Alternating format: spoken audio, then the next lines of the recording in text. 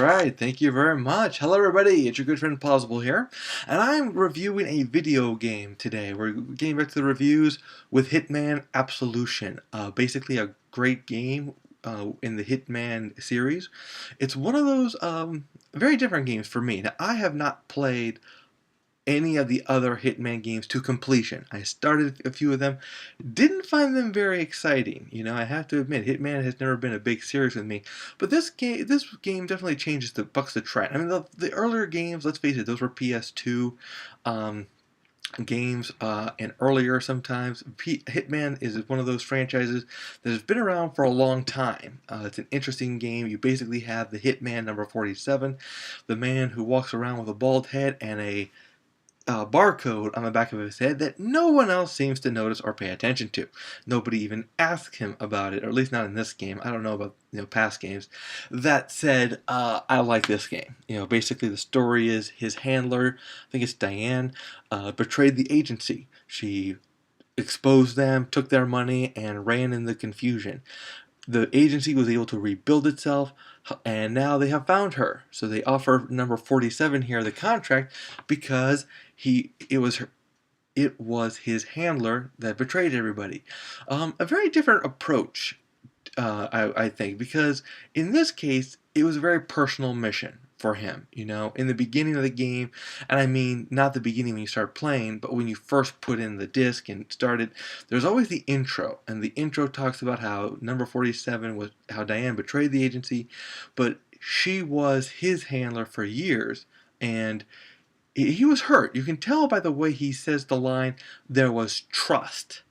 It really hurt him to lose this kind of connection, this kind of person that he really trusted in. You really wouldn't expect that from this kind of guy. He's very cold, very methodical, very robotic, but very effective. I mean, to a fault, he's an effective character. Now, for starting out to play, it was a little awkward for me at first because I didn't get how to play Hitman. How you change outfits, how you use certain weapons, how you can literally go through entire missions and not kill a single person. Sometimes, though, it's just the opposite. Sometimes you find all these people and you got to kill everybody, or you mix it up. That's one of the joys. But it's also one of the problems with Hitman Absolution. There's just too much variety. I remember one time you had to assassinate somebody. He's in a wrestling ring. Well, I decided to opt to shooting him, hoping to just walk away once people forgot that I had done it. But there was this other option. You could go even higher up into the level and drop a chandelier on top of him, So a lot of options, a lot of possibilities. There's this one option which I don't understand when it comes to Hitman. That is, you have the option of beating the game wearing your outfit the whole time. In Hitman, it's almost expected that you change your outfit because you got to blend in. You got to hide yourself. So you change to look like everybody else. And to be honest, it's very funny to see him change his clothes sometimes because he's always got the bald head, he's always got the barcode on the back of his head, and when he changes the outfit, he's still the same bald guy. But hey, sometimes it works. He walks around, and some people don't realize who he really is, so they start, shooting, and you have to kill everybody. That's one thing I do like most about Hitman, is that if you make a quote-unquote mistake, it's okay. You're not going to suddenly have to, start all over like with Splinter Cell, or should I say Splinter Cell, the earlier games. If you ever want to play the hardest game like this ever, the hardest stealth game ever, it's Splinter Cell Pandora's Tomorrow. The reason it was so tough is because if you make the slightest mistake, you gotta start the whole mission all over again. So you could be at hours and you could be at the same mission.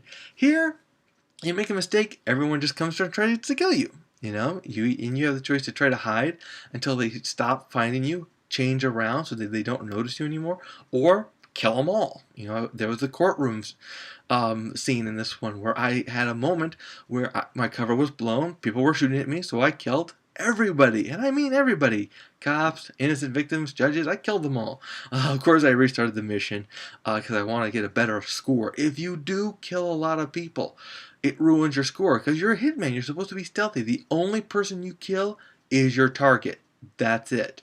And you use whatever means possible, and there's more means available to you than you know, and that takes getting used to. This is definitely a game I definitely want to play again now that I've played it and beaten it. And yes, I was on Sissy Easy mode.